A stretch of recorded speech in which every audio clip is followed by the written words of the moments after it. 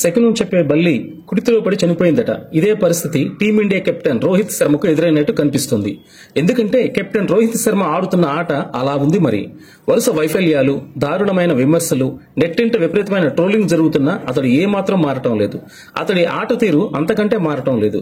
Star ఆటగాళ్లు ఆట తీరు మార్చుకోవాలని, ఆకాశం నుంచి కిందకు దిగి రావాలని, జట్టు కోసం తీవ్రంగా శ్రమించాలని బీసీసీఐ ఇటీవల దాదాపు 10 పాయింట్లతో నిబంధనను తెచ్చింది.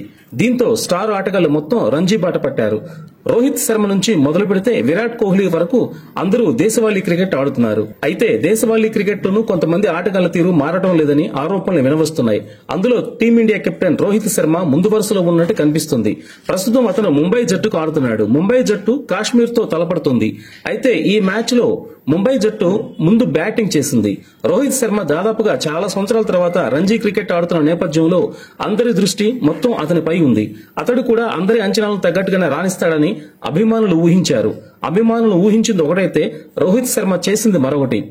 19 బంతులు ఎదుర్కొన్న రోహిత్ శర్మ కేవలం 3 పరుగులు మాత్రమే చేసి ఉమర్ నాజిర్ బౌలింగ్ లో అవుట్ అయ్యాడు. వాస్తవానికి గతంలోనే ఆఫ్ స్టంప్ బంతులు ఎదుర్కోవడంలో రోహిత్ శర్మ విఫలమయ్యేవాడు.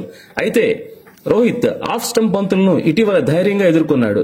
గంటల కొద్దీ ప్రాక్టీస్ చేశాడు. చివరికి ఆఫ్ స్టంప్ బంతులను ఎదుర్కొనే విషయంలో విజయవంతమయ్యాడు. అయితే రోహిత్ కు మరొక వీక్ పాయింట్ కూడా ఉంది. అదే షార్ట్ పిచ్ బంతులు. జమ్మూ కాశ్మీర్ బౌలర్ ఉమర్ నాజిర్ అదే ప్రయోగం చేశాడు.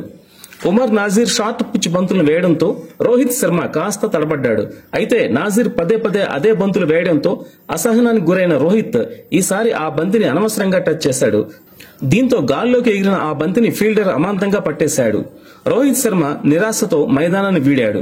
ఒకవేళ ఆ బంతి కనుక రోహిత్ ఆడకుండా ఉండుంటే పరిస్థితి మరొకలాగా ఉండేది.